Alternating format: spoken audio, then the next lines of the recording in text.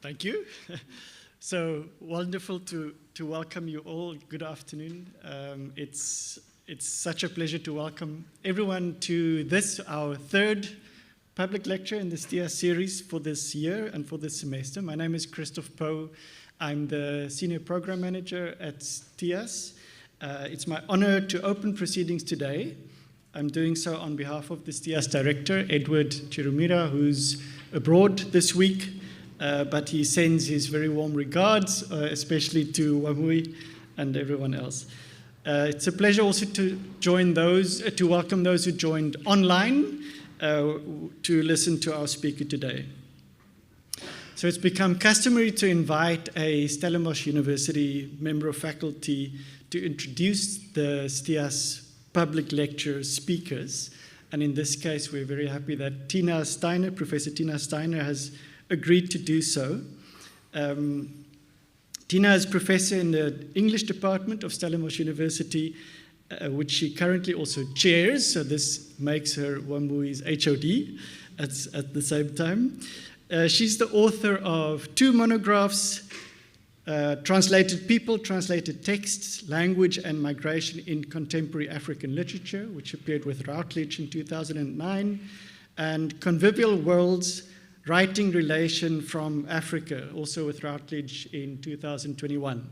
And then she also co-edited the bilingual travelogue of D.D.T. Jabavu, called In India and East Africa, A India, Nasa East Africa, with Wits University Press in 2020, and Critical Perspectives on Abdul Razak Gurna, which appeared with Routledge just last year. She's part of the editorial collective of the journal East African Literary and Cultural Studies. I should add that Tina also spent a month at STIAS as convener of a team project in those early months of the pandemic in 2020. So we got to know her well then and enjoyed working with her.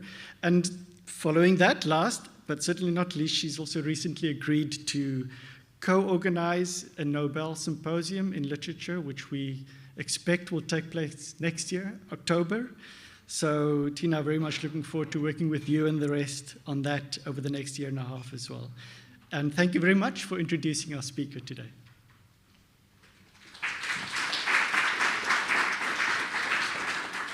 Thanks, Christoph, and good afternoon, colleagues and guests. Dr. Wamuwi Mbao is a senior lecturer in the English department at Stellenbosch University. In fact, he was promoted to senior lecturer this month, so I think this merits a congratulatory applause. Well deserved. I'm always impressed by colleagues who find the time to write creatively alongside their day-to-day academic work, and Dr. Mbao has excelled in both. He's the author of a number of short stories, and you will have read on the invitation to today's talk about the significant accolade that his story, The Bath, has received. The story offers a tender reflection on loss and the power of memory to invoke the presence of the deceased lover. The narrator remembers the beauty of small, ordinary moments. For example, my 2 favorite lines, the simplicity of hummus on toast and a shiny colander, or your face when you were stirring pancake batter, how you looked unbeatable at the top of the slide in the park. Alongside the creative writing stands Dr. Mbao's extensive literary cultural journalism, which makes an extensive contribution to South African letters. He has published reviews and opinion pieces in Africa is a Country, Harry, The Mail and Guardian, Daily Maverick, and Litnet. His regular book reviews for the Johannesburg Review of Books are erudite, elegant, and full of wit. With his keen eye for detail, the balance between critique and appreciation is pitch perfect. And beyond helping one to decide whether one should rush out to buy a newly published novel or wait until it is available in the library, the beautiful turn of phrase of Dr. Mbao's writing makes these pieces immensely readable for their own sake. It is not surprising that he won the South African Literary Award for this important work in 2019. His research interests, which are reflected in his published articles and book chapters, range from affect studies, South African literary and cultural studies, film, the cultural life of objects, life writing, post-transitional literatures and cultures of mobility. He edited the 2021 collection Years of Fire and Ash, which traces political protest poetry across 20th century South Africa to the present day. And he's the co-editor of Flow, a volume which explores what forms of knowledge might be constructed when creative writing encounters science. And I believe you guys are working on the second volume, or is it the third? Second volume is in the works. Second volume, great. Today's presentation is entitled The End of National Narrative. Please join me in welcoming Dr. Mbao to the podium.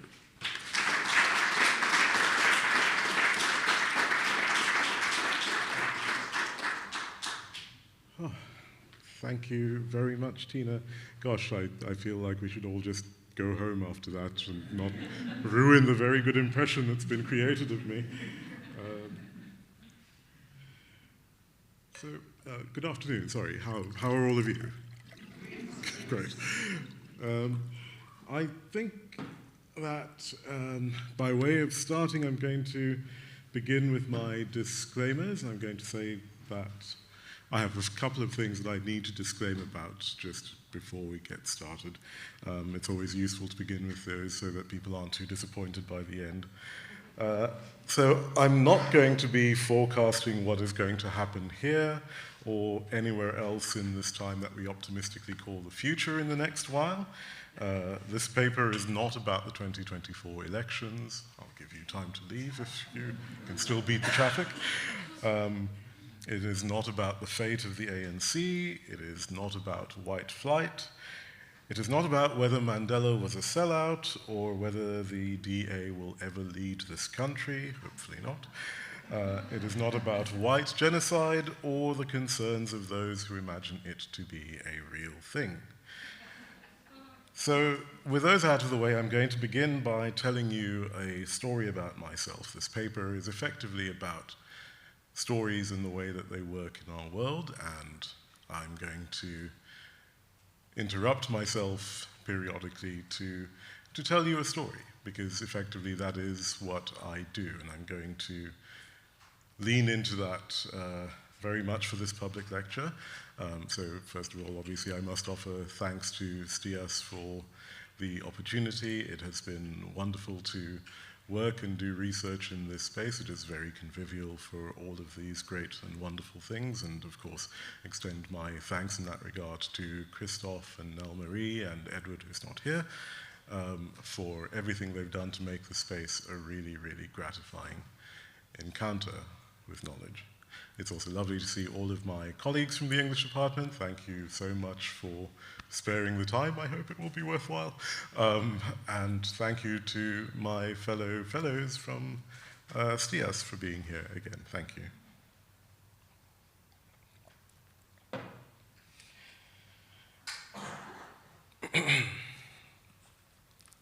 Friday afternoon at the National Humanities Center in Durham, North Carolina. All the fellows have been assembled around tables in the atrium of the white brick, glass, and steel mid-century modern building from which the center operates. The event is a lunch with the Board of Trustees. Lunch implies a degree of informality that is distinctly at odds with the mood that prevails in the room. I am seated at a table with the professor of medieval history to my left, a professor from an Ivy League university, and a man from the world of corporate America on my right. The board, we are assured, is very interested in our various research projects, in what we were doing while we are at the National Humanities Center, and in who we ourselves are as people when we operate in the world. So armed with this knowledge, which has been impressed upon us by the people who run the center, I try to get a conversation going. The professor smiles indulgently. Because he is on the board of trustees, and because he has that air of gravitas about him, it can be safely assumed that his professorship is an esteemed one. He is curious, but not excessively so, about my story. He takes it for granted, in an easy, rather American way, that my arrival at the table where we are all sitting, from halfway across the world, is through some act of beneficence of which he is an unseen though significant actor.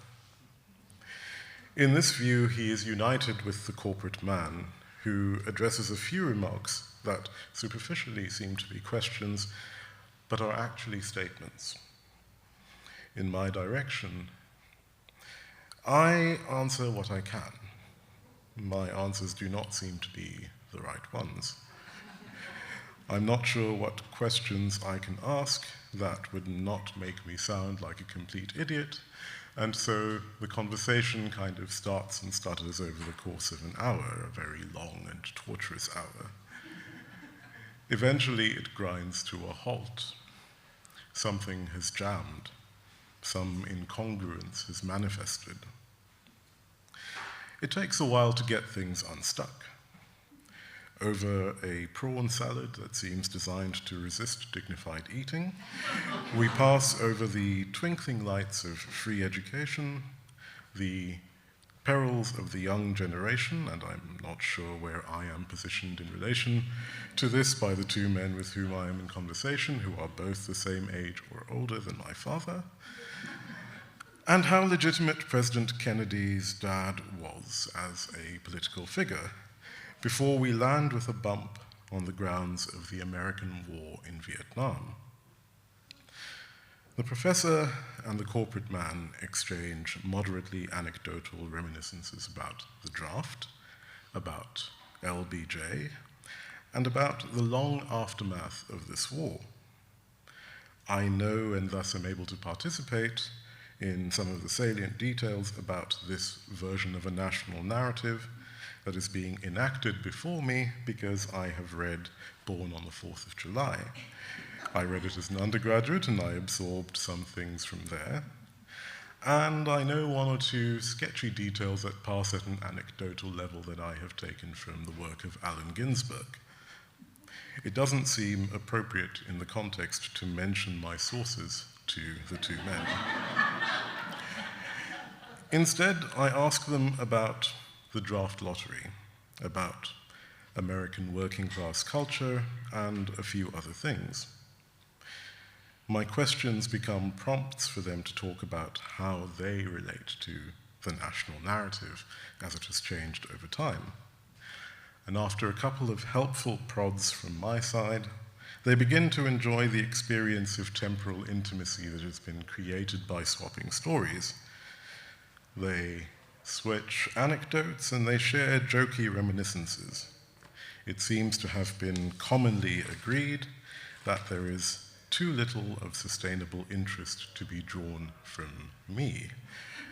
I am South African after all, the South African at the table, and everybody knows the South African narrative after all.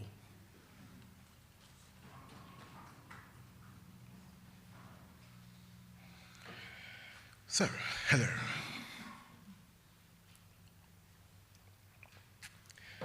My name is Wamuwi Mbao, and my lecture today is going to be thinking through the concept of national narrative.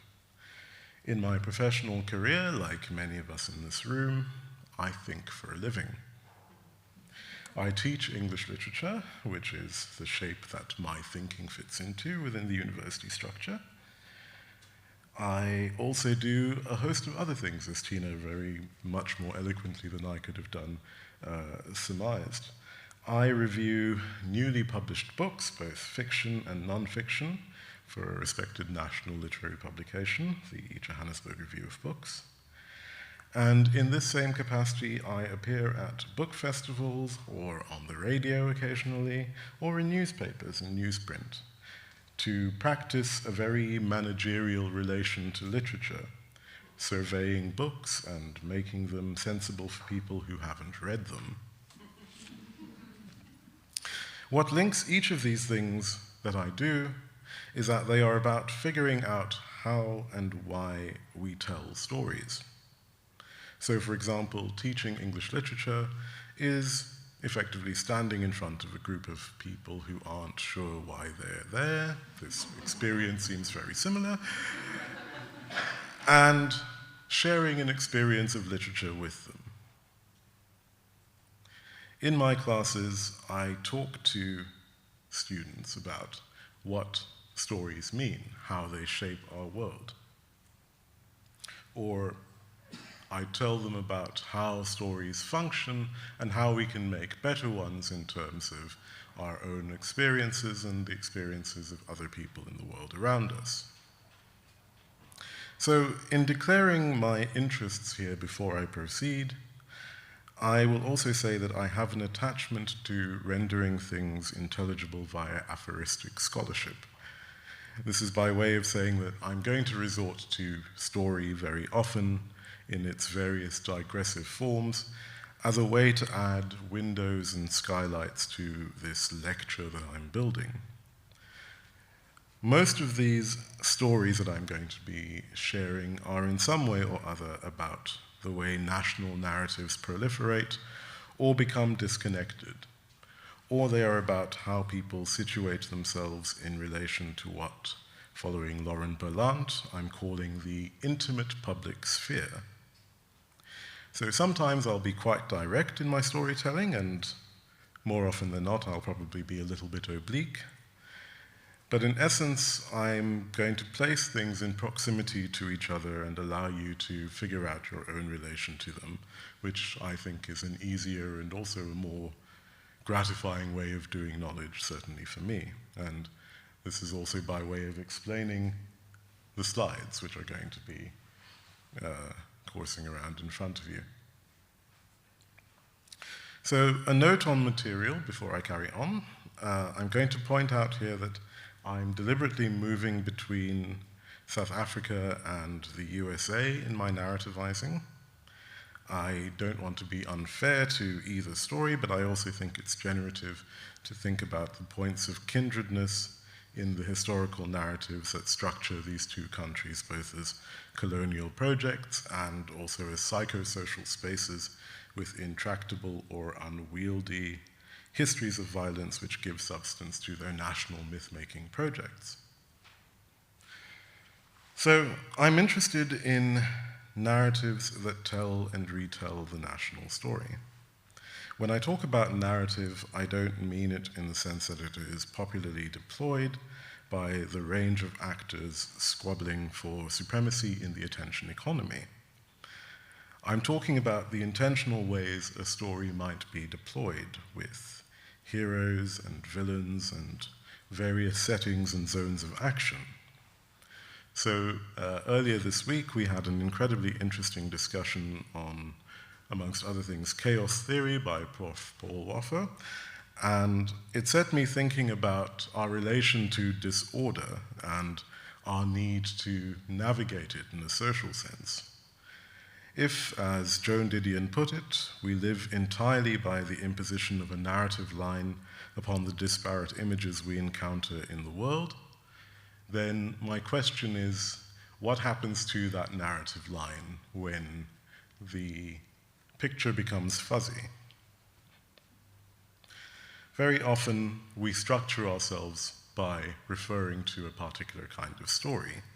We say that I am a person who does this job, or who lives here, or who has these relationships with these people and who talks this way, and that's our story, that's our way of organizing ourselves. So stories form the scaffolding around which we build our lives. Extrapolated on a national level, stories become a way for us to imagine ourselves in community. And imagine is, of course, a key term here. We imagine our collective self into being, or we are enjoined by mechanisms of nation that bring us together at particular points in time. So there is something that we might recognize as a national narrative. what is a national narrative, you might ask? One way to define it might be to think about the cluster of rituals, gestures, attachments, and signings on that undergird how we place ourselves in relation to the nation. Attendant to these things are a host of representations in which some kind of sentiment that is meant to be collective or communal might be glimpsed, sometimes in fragment, and other times in structures of feeling or in other configurations. So national narratives posit themselves as articles of faith. They are objects of faith in the collective conscious, faith in things that are evanescent, that don't necessarily take a very clear shape. National narratives, like the famous stage directions, enter fleeing. They tend to become most visible at the moment where their effect is beginning to take flight. To speak of a national narrative is then to always reckon with a tenuous and provisional category. Every apprehending of it generates a yes but, an endless phalanx of qualifiers, modifiers, and moderators. We might speak about a national narrative as something that appears at its clearest, perhaps, in those moments when we are prompted or moved to define ourselves against the other. We are not X, we are not the people of X, for instance. So in some sense, we know what our national narrative is because we know what it isn't. What I'm talking about is always fuzzy. It resists acquiring shape, and yet it has cultural weight, and it has very real consequences. So national narratives are interesting because they speak themselves in the language of promise. They speak themselves in terms of atmosphere and drifts of feeling. They arise like mists at particular moments. They seem to solidify around us, and then they disappear once more, as though they were never there. National narratives, in this sense, are what we might term independable. So my point of departure with this paper is that we are, and have been for some time, in a moment from which we can observe the collapse and dissolution of older models of collective feeling. Collective feeling in the sense of the various things, and they take various shapes and various forms, that structure our relation to our immediate world and the world around us, the things that lead us to define ourselves, that we often tend to cluster or collect under the category of nationalism, but which don't necessarily always include those things. So even if this model of national feeling is imagined, even if this sense of a national narrative is imagined, we need it because we live inside narrative. There is no real way for us to operate outside of narrative structures, outside of the things we give meaning to. It shapes, for better or worse, the popular imagination in interesting and important ways, and so this is why I want to pay attention to national narrative, because it is the armature, the undergirding structure that determines how we respond to events. It influences how we respond to catastrophes, calamities, and the like when they happen. Obviously, as with all statements about collective life, there's always more than one version of the national story operating at any given time. So how I understand it will differ or be informed by different sentimentalities and signing-ons than how someone else understands it. This is a useful thing about national narratives. They are bendy, they are pliant, they are capable of absorbing many attachments, in fact, all attachments within themselves. I don't mean to explain vagueness using more vagueness, so I will say that national narratives are a way to attend to, in our sense, the manifold ways in which we imagine and enact our freedom in relation to the world. National narratives occur in the realm of affect, and affect here refers to the capacity simply to act or be acted upon. or more precisely, the space of potential where that capacity is activated. So, for instance, last year, South Africa won the Rugby World Cup, because of course we did. And this event both drew upon and became part of our national narrative. The symbolic resonance of Siya Kolisi lifting the trophy again and being fronted by a squad that included several significant black Springboks players of colour, given the history of sport and particularly the history of rugby in this country, and that very long history that that moment was engaging with, was resonant at the same time that we had all of the very obvious kind of qualifiers and cautions that, if you are of an academic mindset, you tend to immediately run to, that caution against the easy symbolism of sport. So many of the key moments in South Africa's recent national narratives are clustered around sporting events. And I'd say there are probably a number of reasons for that, which I think are quite straightforward, especially as we have advanced ever further from the 1994 moment. The incidents or events in which we can experience a sense of collective national feeling, collective national togetherness, however temporary, however fragmentary, have tended to be fewer and farther between. Our sports teams are prone to their ups and downs. Our political situation is an interesting one. Our politicians tend to disappoint us more often than they give us feelings of national unity or give us feelings of solidarity. And so the number of instances where we might find ourselves in a sense of collective solidarity or collective feeling towards our country tend to grow fewer and further between. You can highlight a moment like the 2010 World Cup, for instance, as an example of that, which in its sense is a very significant and galvanizing moment, because it comes at a point where one particular version of the national narrative, one particular version of the national story that has presided since 1994 and the onset of the new democratic dispensation, could be said to be slipping away somewhat. Most of the actors who were prominent in that kind of 1994 moment, and I'm trying desperately not to use a Rainbow Nation trope, but it's unavoidable. Most of the actors who were prominent in that moment were beginning to disappear from view, to disappear from public life, and they were being replaced by a whole set of other actors whose bona fides were, shall we say, different.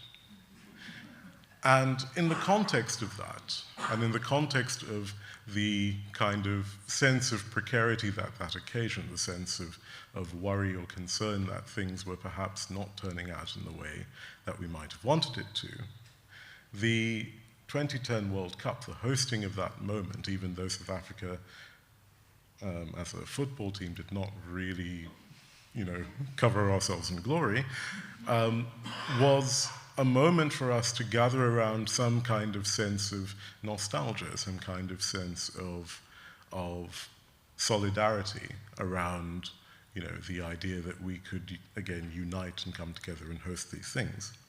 And of course, as we know, that moment was fragmentary. Not everyone felt that. That moment was, in many senses, illusory. It tended to cover over a lot of things that happened that were not very salubrious. And the effect of the 2010 World Cup, the anticipation of it was greater than the actual felt effect, I would say. As soon as the moment happened and it was over and it began to kind of evaporate, that sense of well-being evaporated very quickly afterwards as well. So all this is by way of saying that we have these moments that pop up from time to time, and they are interesting to think about or look at because they are useful reservoirs for meaning, and I think sports events are particularly salient in that regard because they bring together large groups of us in particular ways. So whether you experience symbolic identification or whether you experience disavowal in relation to what you are witnessing during an event like that, it depends on some level on your level of attachment to the national narrative. But regardless of what your relation is, it acts upon you in some way or other if you are at the scene. And this is, in some senses, a glimpse at how these kinds of national narrative work, how they work at an affective level. No, not yet. So this is to say that national narratives always operate at the level of feeling, be those feelings positive or negative or ambivalent. Some national narratives work, and some do not. Some work better than others, some have longer durations than others, and some have no effect at all. But in 2024, as one particular kind of national narrative seems on the brink of sputtering and dying, it behooves us to understand the power that these narratives have over society. This is not simply a matter of determining that some shadowy higher authority figure is making us feel particular things. After all, we see with ready evidence every day that national narratives are never fully under the control of even those who deploy them. So as Stuart Hall would argue, there is no single authority, no wizard behind the curtain in charge of duping the unsuspecting folks. And this is an important and notably difficult insight for many of us who are interested in thinking about the intersections of affect, politics, and the media.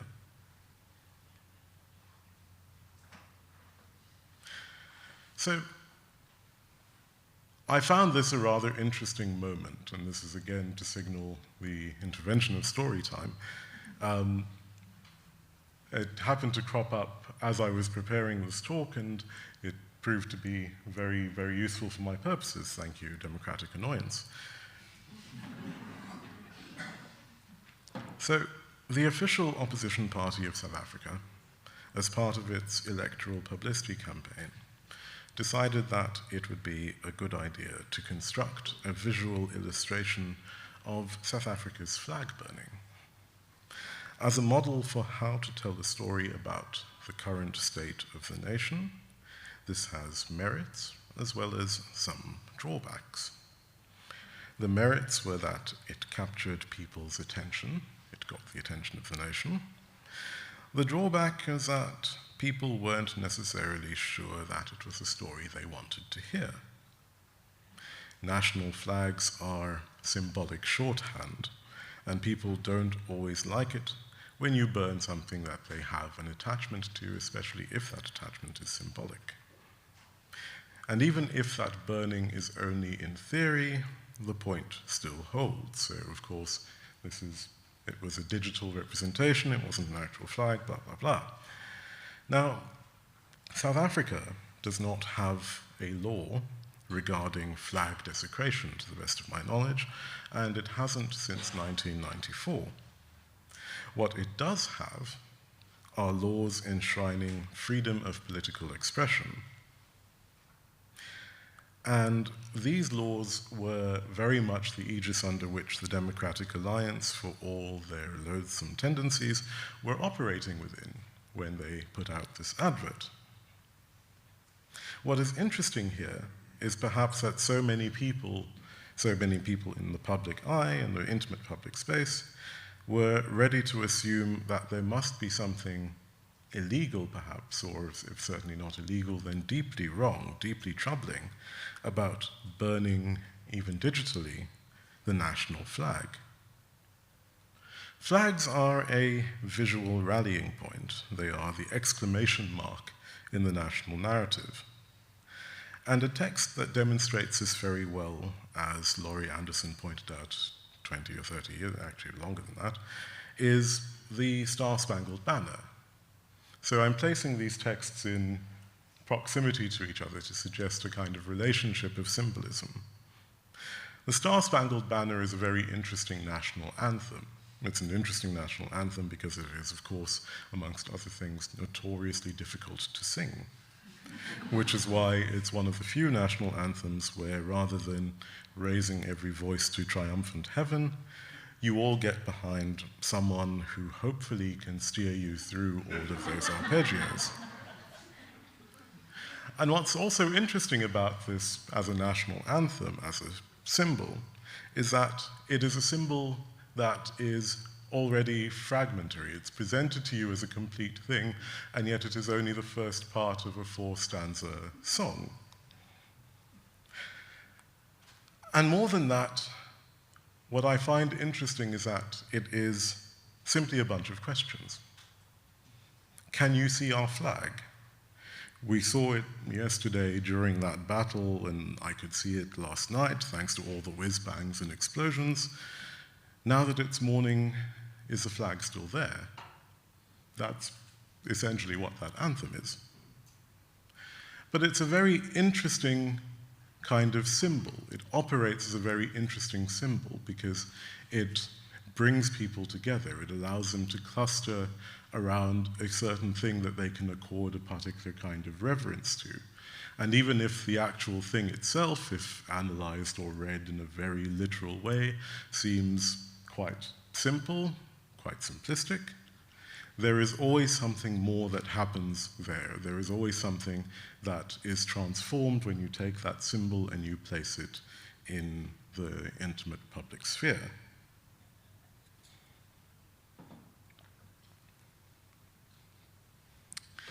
Other symbols can also, rather strangely, be drafted in to organize around. Pop music can often be, despite itself, a narrative object, and thus as a result, pop music can also be part of the narrative project. So Bruce Springsteen's 1984 power ballad, Born in the USA, has historically been the subject of many attempts to place it as a feature text in narratives that operate in direct contradiction to the subject matter of the song. Literally, over, I think, the many years since its first kind of coming to light as a single, there is a very long and very interesting history of politicians misunderstanding this song, misunderstanding what it's about, co-opting it or wanting to co-opt it, and then having a wrestle with Bruce Springsteen over whether they are allowed to appropriate his symbolism, whether they are allowed to appropriate his imagery. So politicians particularly want to try to exploit the tendency that people have to remember choruses or hooks as opposed to subject matter. This is how you have a song that is about the tragic alienation of a war veteran placed against the backdrop of bleak socioeconomic uncertainty for the American working class, being characterized by American political pundits at the time as a grand, cheerful affirmation of American value. This is also how you have the intriguing scene in 2020 at the onset of the COVID pandemic when Donald Trump was hospitalized due to COVID complications. You have the intriguing scene of his supporters playing the song loudly outside the hospital. The incoherence, which seemed accidental in the 1980s, looks less accidental when you have a moment like that, when you have a figure who has demonstrated publicly and on record his disdain for, well, everything, but also particularly for Vietnam War veterans. And it says something then about how it is possible to willfully wrest a symbol from one meaning and force it to do narrative work in a hostile context. So it's important to pay attention to the moments when people feel strongly about something, because at moments like this, we understand something about the way national narratives encompass the very mood, the very imagination, and the very hopes of a citizenry in all of their rational and irrational ways. And here I am following on from Lawrence Grossberg and his idea of people's affective investment, the ways in which we invest ourselves in particular ideas, theories, things in the world. I'll add here that I am emphatically not arguing for the national narrative as a bad object. On the contrary, I think that when regarded with some ambivalence, we can perceive interesting things about it. We might think about how national narratives track in and through different affects, forms, genres, modes, structures, styles, and so on. We might ask ourselves what its locations and modes of address tend to be. So I'll be positing, if I remember to do so in the time I have available, that national narratives are a repository for all the complex circulations and discontinuities of fantasy that draw us in or repel us, our expectations and the accumulations of the ways in which we turn away from reality. I always have this engagement when I teach the sort of things that I teach to my students, where when I mention the word fantasy, they go in a particularly different direction. And it takes a while to kind of bring them back in and go, you know, fantasy is not necessarily a bad thing to call something fantasy, or to say that we live and operate with fantasies around us is not to be derisive. You know, fantasies structure our world in many ways, and often in ways that we're not necessarily aware of. So paying attention to fantasy matters because we live in a time that is increasingly defined by the contestation of particular stories. We live in a time that is increasingly defined by a contest over whose fantasy will hold sway, whose fantasy will be given jurisdiction. And more specifically, we live in a time where often some rather undesirable fantasies, where they do exist and proliferate.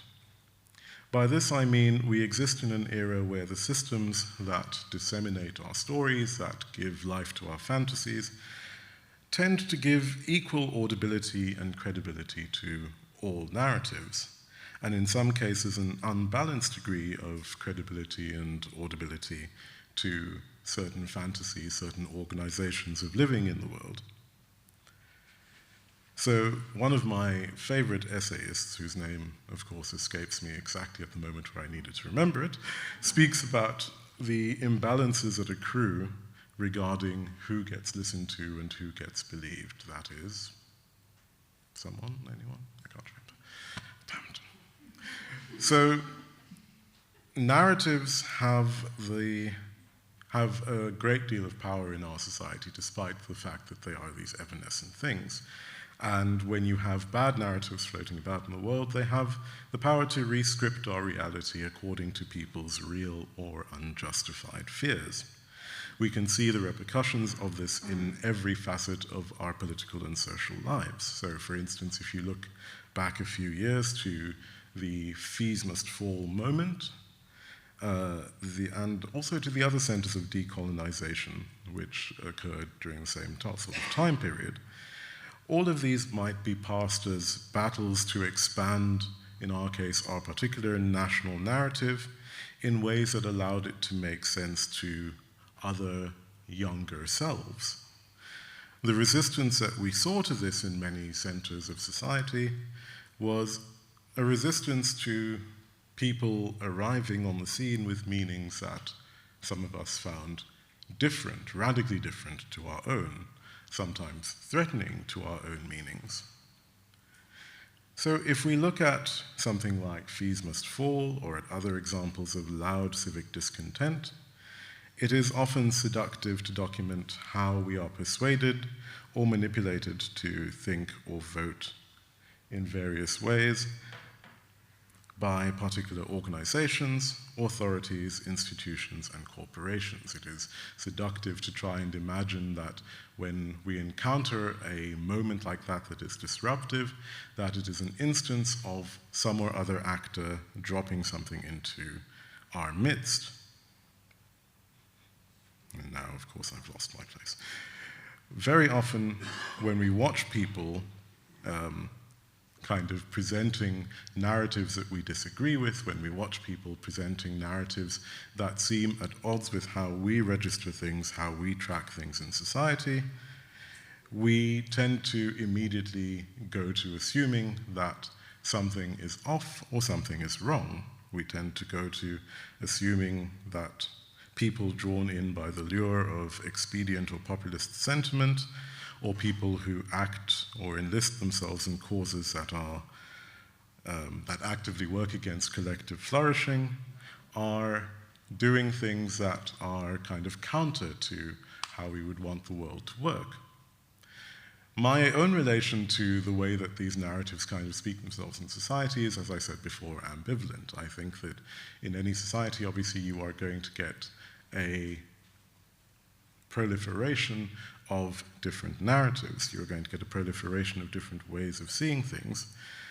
But it's in these moments where you have the kind of contestation of different viewpoints, where you have the contestation of different and sometimes quite challenging narratives, that we glimpse something interesting. It's also in these moments that we can see that there is perhaps something more to our attachments to the world. And it is precisely this something more, this space of excess, where we can trace the affective quality of living and of being connected to strangers in this kind of nebulous community that we find ourselves part of. Indeed, then, I'm tempted to say that more than ever, it is necessary that we be interested and attentive to the ways in which national narratives proliferate, to what our proximate relations are, and to how we might seek out better ones. In some senses, to speak about the architecture of our shared public intimacy is to seek a way to talk about very obvious things.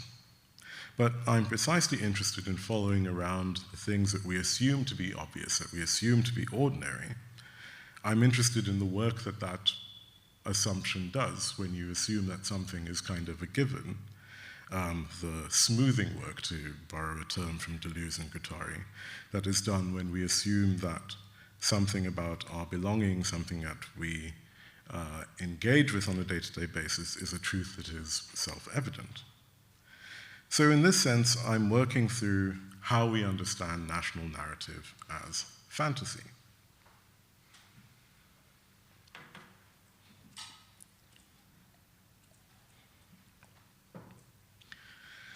At present, we may discern in various theatres of the world a noxious political atmosphere that embraces the parochial and seeks to expel heterogeneity from its midst. This atmosphere discourses itself as a narrative that seeks to make itself national wherever it takes root. On South African social media, every crime event that is reported provides an opportunity to rail against illegal immigrants. This is always an example of the truism that you should never read the comments. In Britain, a cluster of mendacious politicians found it easier than some might have hoped to summon up a fantasial narrative that contacted the shallowly submerged emotional undertow of a nation that believed that its imperial supremacy was a reflection of its inherent strength.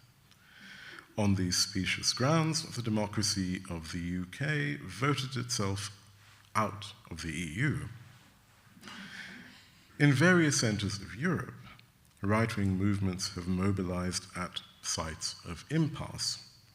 They promise an answer to the inconvenience of what or who they define as illegible, namely the undocumented, those whose legibility as citizens of place literally cannot be established.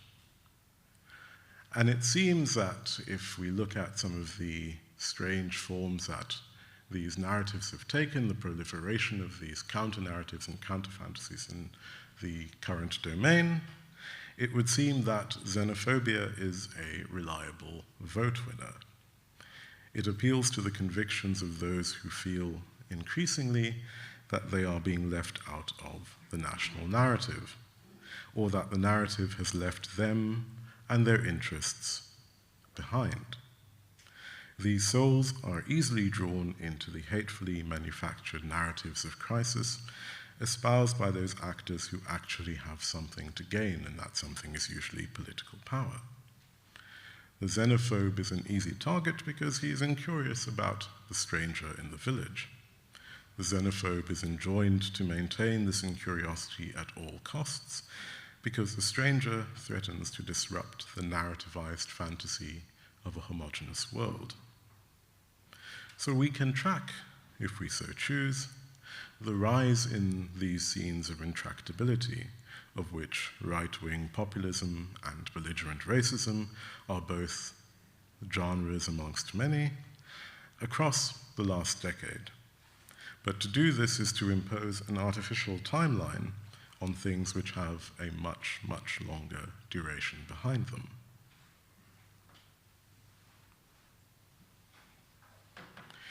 So if we understand that national narratives act as fantasy architectures, then perhaps we also understand in a very localized sense how sedative fantasies of a cohesive and legible world can be. It's comforting to have a structure that we don't need to question. But when the structure begins to let in water, when the walls begin to fall in, or when we have to share that structure with others who imagine the space very differently to ourselves, our sense of the world's fixity is often destabilized.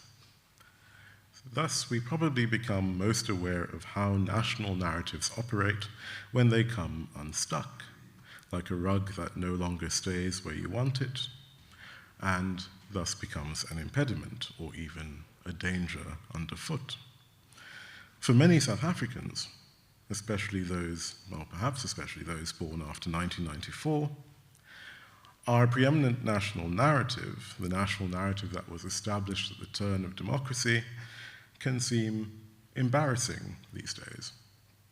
An outmoded and depleted store of fables and myths about collective overcoming, and a curtain to disguise the active self-preservation of wealth, power, and privilege by various actors in society. Their disenchantment with that national narrative, or the various evolutions of it that have taken place since 1994, is obvious. It speaks itself in various ways, including in the kinds of conversations that many of us have if you are around young people or if you operate in classrooms at universities and schools and so on. So in its formal exaggerations, in its heavy leaning on symbols, the reinvention of public life that was signaled by the transition to democracy in 1994 relied on a grammar of assumptions that over time have become legible only to those whose proximity allowed them to be inducted into its language. I'll give a very easy example of this by way of illustration. My understanding of apartheid and the grand moment of transition is shaped by me being old enough to apprehend some sense of having lived through a political shift. This apprehending filled in the gaps between buzzwords like reconciliation, TRC, government of national unity, and so on, not in that order, of course.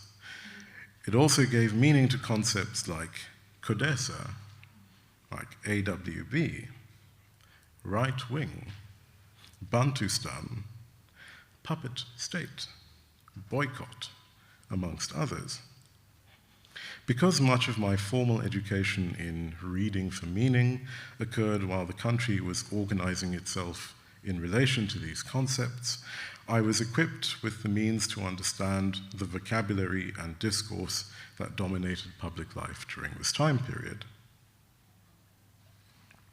But what exposed the fictive nature of this story that I had come to understand as the national story or the national narrative was having to teach it to students 2 decades later. By the time I had come to teach things in the university context, I was aware that the illusion of consensus conjured by this national story was fraying. Nevertheless, I sallied forth into battle, armed with the documentary A Long Night's Journey into Day, and Ahmed Dango's Bitter Fruit, and Ankie Kroch's Country of My Skull under each arm. and I arrived to teach a cohort of students who were not informed by the same history that I was. They had joined the national narrative in the middle of the picture, and so found themselves somewhat disinterested in being enlisted to watch it through to the end. Our positions were akin to someone finding a book incredibly riveting and then attempting to have a discussion about it with someone who has only heard about the book from, say, a parent who didn't like it very much. What I assumed to be a reflexive critical interest that could be engendered by placing the right prompts in front of these students was more like trying to jog someone's recollection of an event they weren't present for. I had the code to access a particular configuration of meanings, and they hadn't. I want to place this example in relation to what I discerned then as an increasing sense of the differential ways of being in relation to our national narrative. What happens when a particular narrative reaches its limits and can carry us no further? Lauren Berlant suggests that a way to understand the armature of our precarity is that spreading precarity provides the dominant structure and experience of the present moment. It is our everyday. It cuts across class and locality, and it leaves people no guarantees that the life that one intends can or will be built. In the local context, we are about to have a national election. And this event is occurring in the context of a widely felt sense that the precarity that has been the ordinary for a decade or more is now implicating all of us in ways that are somewhat more messy than we might have been accustomed to. Of course, national narratives begin and end all the time. At any given moment, everyone is lassoed to some version of the story, a version that may look incredibly different to mine, even as it works in the same way. So this is to structure the nature of my attachment for you. This is to say that I understand things obviously in a different way to the way that you will. Your attachment to the story of South Africa post-1994 may be woven from your belief that the state was functional under the apartheid government in ways that it is not functional now. Where that leaves you will probably be somewhere quite different from where my attachment has left me, and our shared attachments will be different from those of people who were born well after 1994. But I do think that the end of one narrative provides a very useful starting point for thinking about another. So I'm going to use the time that I have left just to talk very briefly about how one particular filmmaker is using her work to plot a new relation to the receding national question. Skip, skip, skip. I always prepare a lot of slides, as you can tell.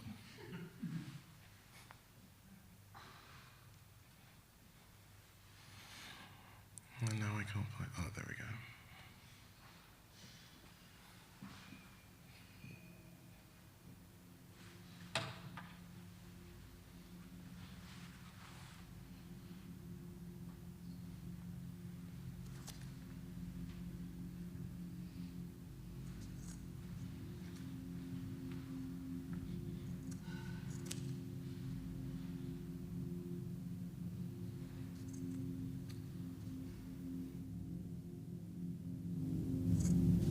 What does it mean to have white friends in a place like South Africa? To try to create real connections with white people when you don't need to, or when you have to, for your own survival.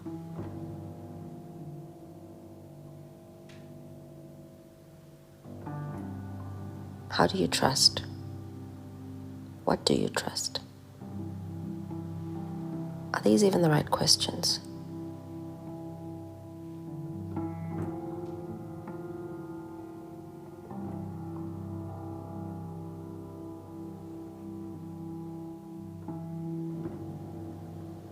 What do I encounter in myself or in them when I really look?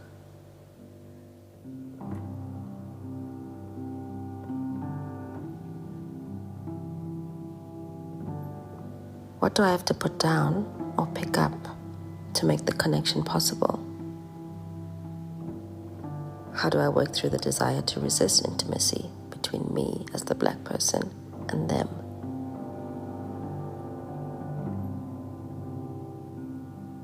What is the need in me to work this out?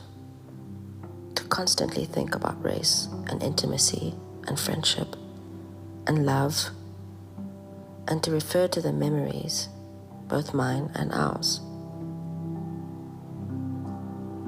What do I need from them?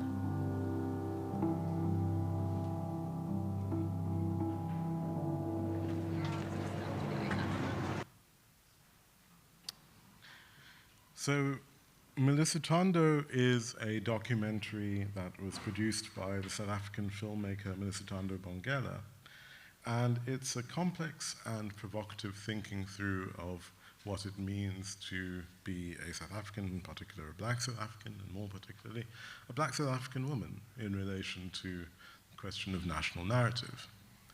And what I like about this documentary, why I think it's an exemplary example of the sort of thing that replaces, our traditional national narrative, is that A, it is more interested in asking questions, in opening up the field and the terrain rather than closing things down. National narratives by their nature are about solving uncertainty. They're about solving things by providing pat answers, and it sucks if you don't fit into them, but that's how it goes. What Melissa Tando does is to offer a different kind of set of relations, especially in relation to the question of Black livingness, how Black people situate themselves in relation to the national narrative as it has been told, and in relation to the present day where they find themselves. It's a story I encountered when I was asked to review it by Sean Jacobs, publisher of Africa as a Country and a professor in the Department of Journalism here at Stellenbosch University. And I found it a really bracing experience. It is an incredible thing to watch if you can find it. I'm not sure where it's streaming. It's currently doing the kind of art film circuit around the world and doing very well in that regard. But what Melissa Tando does is to feel its way towards a set of truths about how we position ourselves in relation to historical narratives and how we make sense of the kind of peculiar intimacies that living in South Africa, especially in the last 20, 30, 40 years, has occasioned. It is a blend of archival footage, of home movie, of long audio clips, and it merges all of these things into a very interesting narrative. It feels both recognizable and brand new at the same time, and it is very, very distinctive. You kind of watch it in this kind of blur of withheld breath. What is also notable about it for me as someone who studies literature and who works with history is that it dispenses with a lot of the kind of visual symbolism, the easy visual symbolism that accompanies our national narrative. So there are no toy-toying men, there are no policemen wielding German shepherds, no images of Desmond Tutu or F.W. de Klerk, or if they are very marginalized in relation to the story. Instead, you have a documentary that centers women's voices, women's histories, women's memories, and so on. And in this regard, I think it is a salient reminder that other narratives become possible when we change how we pay attention. I'll stop there. Thank you.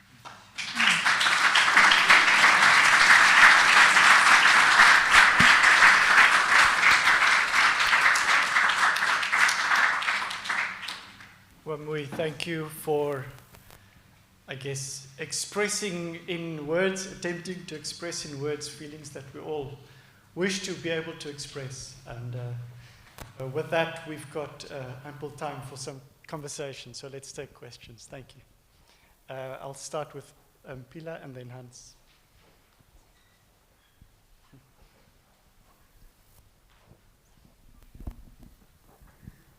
Hi, afternoon. Thank you for the interesting talk. It was really lovely to hear and sit through. One of the thoughts that emerged while listening was just the thought, is there and has there ever been a single grand narrative which South Africans as a whole subscribe to? You know, because there are just so many different types of communities that make up South Africa, that have different relations to the big events that have happened, and actually also have very different lives from one another, and have different, you know, yeah, you get what I'm saying. I had to go for too long. Thanks. I think primarily only in the sense that a national narrative is always an impossible object. You know, it's something which we can all agree that we have something that structures our own relation to the country in some way or other, but that something is going to be entirely subjective. There will be moments of confluence, moments where we pass and feel ripples of connection, like ships in the night, but those moments are all about. So I suppose I'm more interested in where the proximities happen, where the ripples kind of converge into about, I don't know, shipping metaphor, sorry, that's not going to work. But yeah. Thanks. Yeah, my background is European, and that's now, in a sense, relevant. Because, as you know, European nations have been quite nationalistic and have been ruining the world from that perspective. So I would think that we should get rid of national narratives and think about international narratives. So if you would agree, what would the international narratives be? What would be better for mankind? Narratives. I don't know necessarily about international. I think we can start with the getting rid first and then see what happens afterwards.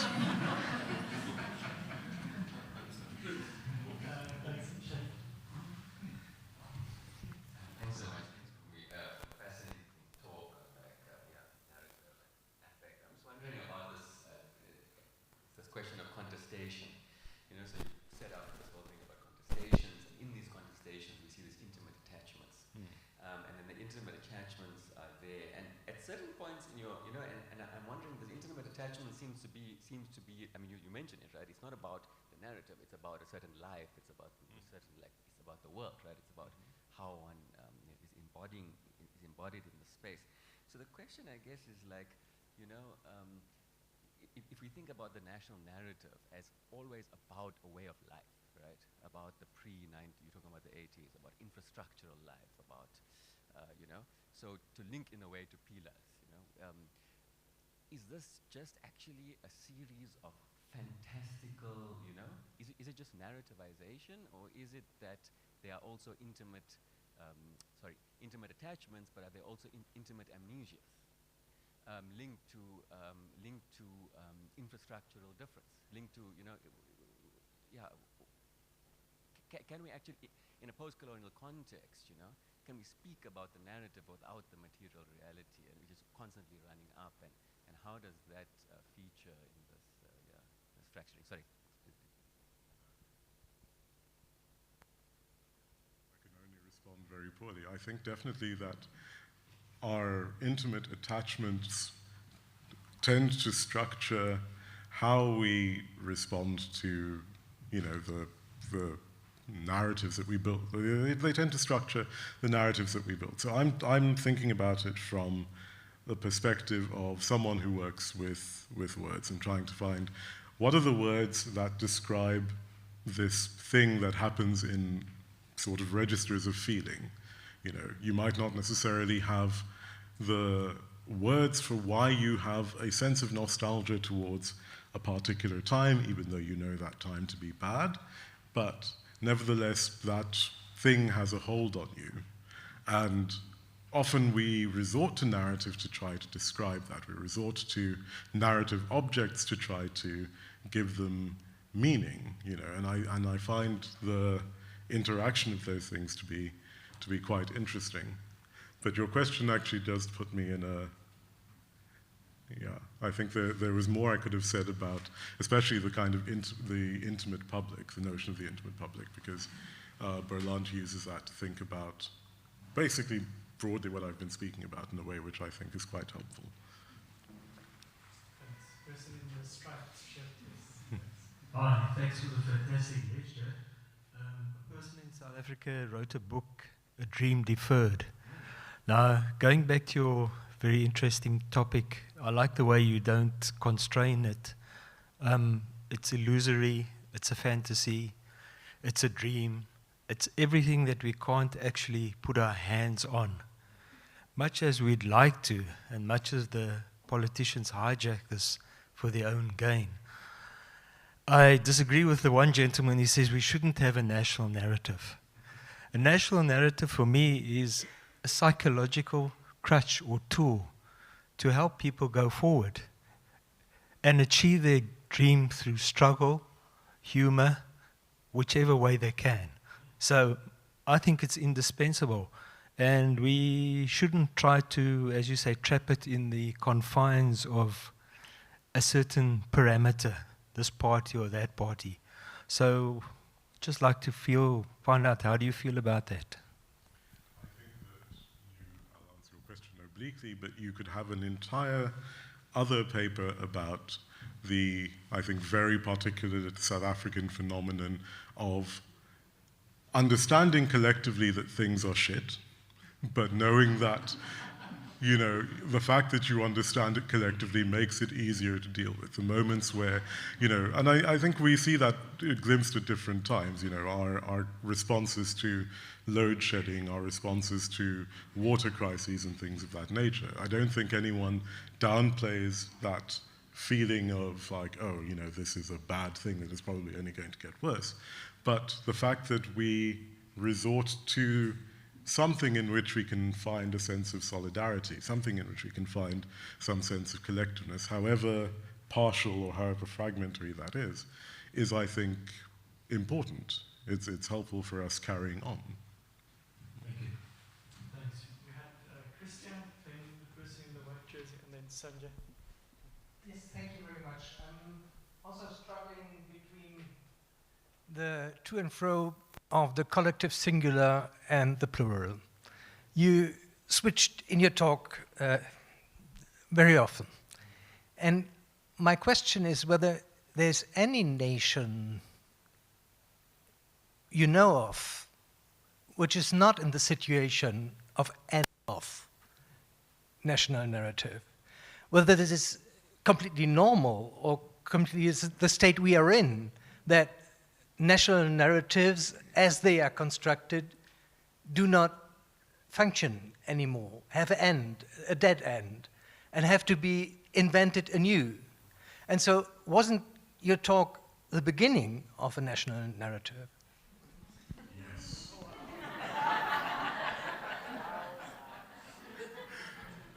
Yeah, I can't put it any better than that. I think that, I mean, obviously I zeroed in on two examples because I sometimes find it interesting to particularize things, but you can zoom out and find that the phenomena kind of speaks itself in lots of nations, and each nation will have a particular flavor or variant of that grappling with what to do at the end of narrative, you know, and I just picked two, so.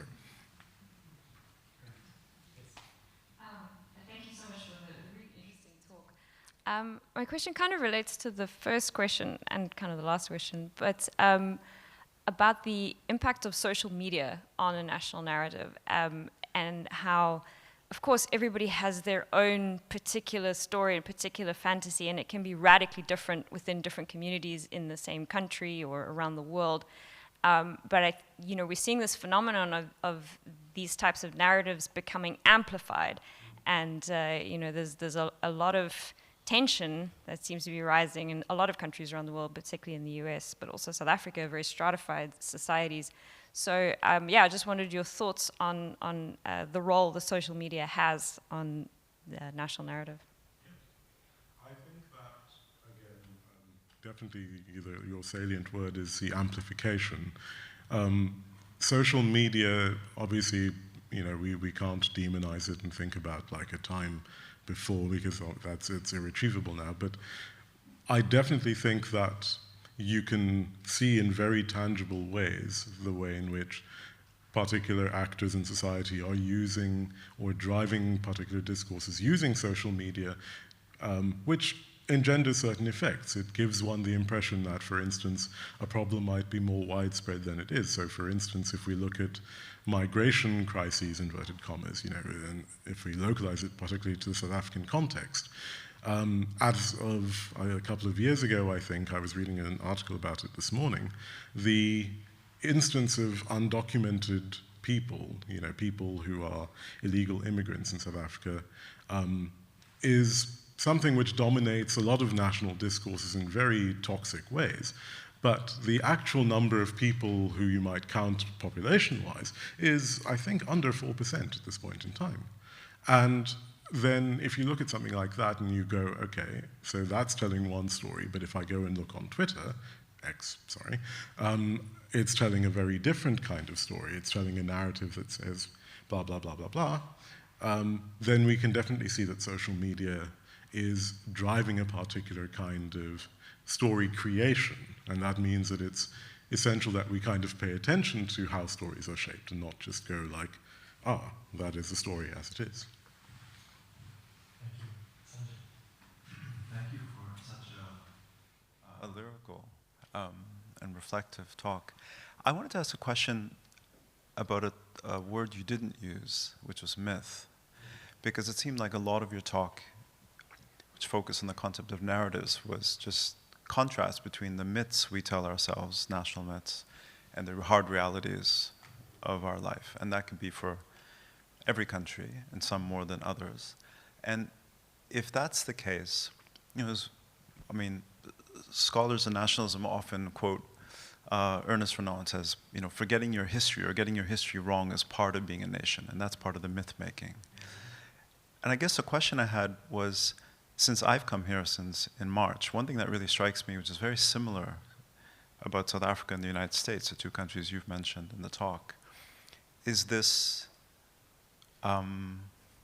maybe this is too strong a word, but certainly in the US it's the case, and it seems to be here, a sort of veneration for the constitutional vision.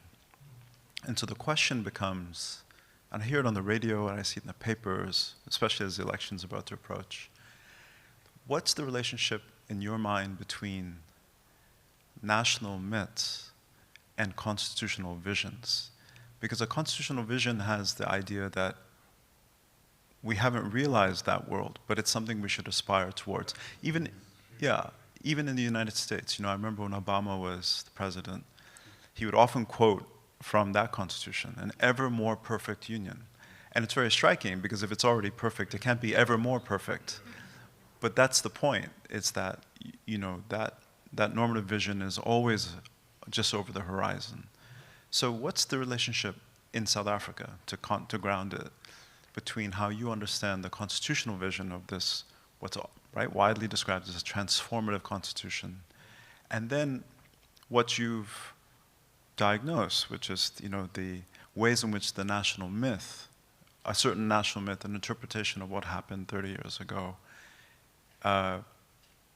does it frustrate or impede the realization of that constitutional vision or not? Thank you. That's a really interesting question. Again, I think when I was printing this, I was actually surprised to find that I didn't mention myth-making, because of course it's definitely one of the salient aspects of thinking about how stories and certainly how nationhood is constructed. And I think obviously every nation has its own particular myth, and that truism will echo on, but in the South African context, we were handed, sort of at the onset of our kind of democratic moment, this constitution and everything that went with that, and that vision that it enshrined of, a kind of country to strive for, a country to aspire to. And I think that has engendered a lot of things, because of course, on the one hand, it cast in stone a particular kind of national narrative, as we are the country that has this incredibly progressive constitution, we are the country that shapes in this way. But increasingly, as you have seen the rise of these kind of moments of intractability, a lot of the actors who are, kind of seeking to gain power, who are seeking to gain political authority, are, without necessarily saying it in name, attacking very many of the kind of precepts of that kind of constitutional vision, in many senses seeking to roll it back. I mean, if you look at some of the election manifestos of some of the parties who are contesting office, even some of the major parties, are promising to do things that are in complete contradiction of what our constitution enshrines. And I think when you have that, the constitution itself, you can probably also read as one form of narrative. When you have that kind of butting of heads of visions, it's interesting to think about why it is that that happens. Who is it who is acting in that regard? Who is it who thinks that that particular picture of South Africa is, if not regressive, actually perhaps the opposite, too progressive, or who thinks that it is not in step with what the people want? Interestingly, I find that a lot of the time, again, when I'm a citizen of social media, when you read about how people on a kind of social level think about things that are part and parcel of our constitution, a lot of the time you are incredibly thankful that some of these things are kind of cast in stone, because if, again, social media, and we should always be wary of kind of taking that as gospel, was anything to go by, a lot of people would want to do away with many of those freedoms. And I think that that tendency, however small it might be, says something about the fact that not everyone buys into the story. Not everyone buys into it. A lot of people have actively disinvested from it, and it's that kind of disinvestment which I think is going to shape certainly our political story for the next few years to come.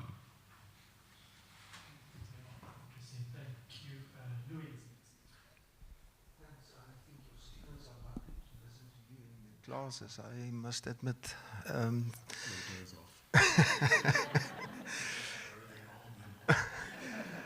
No, I was thinking while you were speaking, at the basis of the two adjectives, national and international, is nation. And I was also thinking of Johan Degenaar's essay in the late 1980s or early 90s, The Myth of the South African Nation. And I'm not so sure that it was the same use of the word myth than how Sanjay used it, where it seemed to be something useful. And I think Degenaar didn't find it anything useful. Now, so I didn't hear you problematize the concept of nation explicitly. And I mean, that's organized according to the understanding of what a nation state is. And that's an anachronistic way. Although the world is still organized according to nation states, there is no thing such as a nation state consisting only of one nation living in a state with a boundary and so on. So is that not where your problem starts? I think in many senses, again, it's always about the architecture. We're living within the confines of something that's trying to become something else, but it's like trying to remodel a house when someone has told you that you can't change the existing set of walls, even if they're completely inappropriate to your purposes. So yeah, I find that very, I'll say, interesting, but my starting point is always first, okay, how do we understand the phenomenon, before we look at how we problematize it. I always find problematizing such a harsh thing to do. It feels very like pulling something apart. But thank you, it's a very interesting point. Thank you. Many thanks for your fantastic talk, and lots of thoughts going on here. And I was wondering if you could talk a bit about, particularly given your role as the editor of the Johannesburg Book Review, what sense do you have of the resonances of various forms of narratives amongst your students? Of course, it's an unequal power relationship. It's not like they're revealing things to you and all that, and as you say, they may be going to sleep as one lectures. But interesting, is it YouTube? Is it social media? Is it, are there stories that capture them in terms of how they may position themselves as South African or part of a larger collectivity? And I was reflecting on this because yesterday Sanjay and I went to a social justice cafe, And but, you know, most of the speakers, you know, not only Zaki Ahmed and what's her name, yeah, thank you. You know, reflected on their kind of struggle history, but also the young speakers. It was geared towards students, and you know, some of them reflected on their parents and grandparents for their, you know, struggle, but even themselves, you know, it was kind of, it felt important for them to invoke that, and even if they're very critical of the ANC and the way the current situation is, which struck me because, you know, that definitely doesn't happen in Canada. And I was thinking in Zimbabwe in the late 90s, which was a kind of a momentous period there, the struggle kind of always was overdetermined by the liberation struggle, which was captured by ZANU-PF, the ruling party narrative. So that was only kind of one struggle, and if you're a critic of ZANU-PF, you would not talk about being part of the struggle. So just curious, I don't know if this is part of the larger narratives which youth, or perhaps because of the social justice cafe is already kind of captured that you're going to be using that word. I think that, and maybe again this is particular to, you know, when you work within the university space, you always have to qualify it by going, it's my little herd of sheep. But I find that certainly with a lot of my students, there is what I might think of as narrative fatigue. You know, they are, so if I think about myself and my kind of, how I organize myself in relation to knowledge, I am very much, you know, as one of our colleagues, Idas, describes it, like a citizen of YouTube. I like the proliferation of narrative. I like having access to different and often overlapping or enfolding or divergent stories, viewpoints, etc. I think that that curiosity is not necessarily something I see working out in students who are 20 years younger than me in quite the same way. And that's not to say that they are always incurious. I think their curiosity orients itself in a slightly different way. And I find that often the best way to kind of have an engagement has been to kind of move away from me always trying to script things in terms of the big national narrative, you know, what do you think of the struggle and blah, blah, blah, and thinking about it more in terms of minor stories, because you know, it actually activates something for them. If you go, you know, like, well, how did your grandmother experience life in relation to you? How did your grandmother experience living in New Brighton or in one of those places? And there you have a very different kind of engagement. So it's a learning curve for me as well, definitely. Thanks, terrific talk. My reading is that you have a very positive, or let's drop very, but at least a positive take on narrative. It fulfills a positive function, or it can at least, in that it allows us to make sense of our world and how we experience it and our situation in it in relation to others.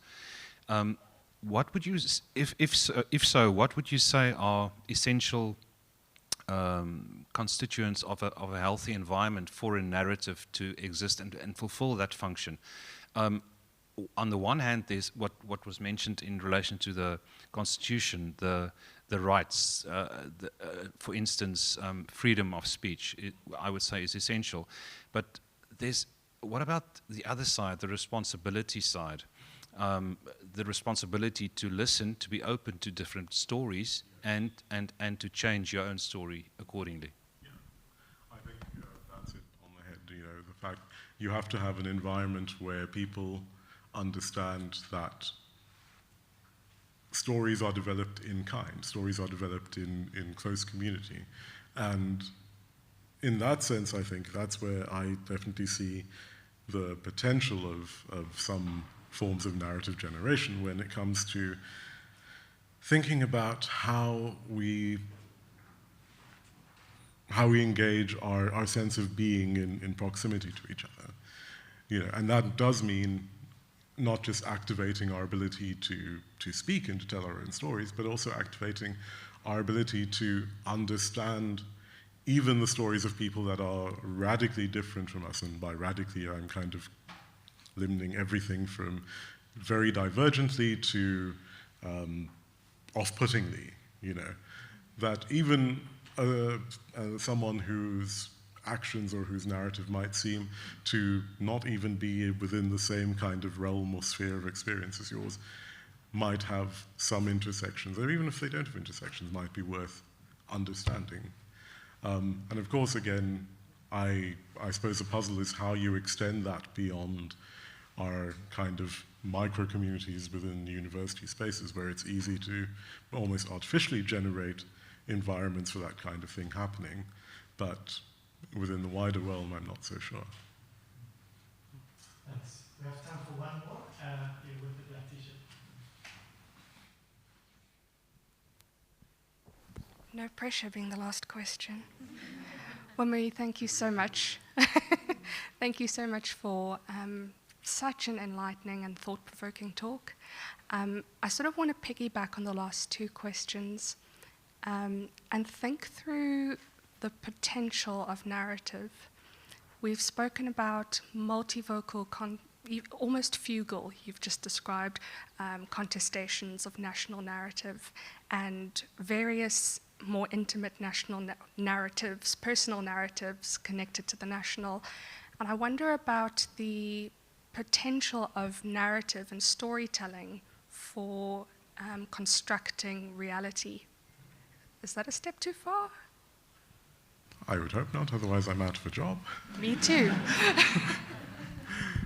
Yeah, no, I mean, narrative undergirds everything about how we function. I suppose sometimes if, in relation to what I'm doing here, it's kind of about finding the ones which put the narrative in small caps and in brackets, of which I think Melissa Tando is a very, very good example. I mean, there are hundreds of others, but that one is the one which leapt most prominently to mind. I have no more words left, sorry. Thank you, Wamuwi.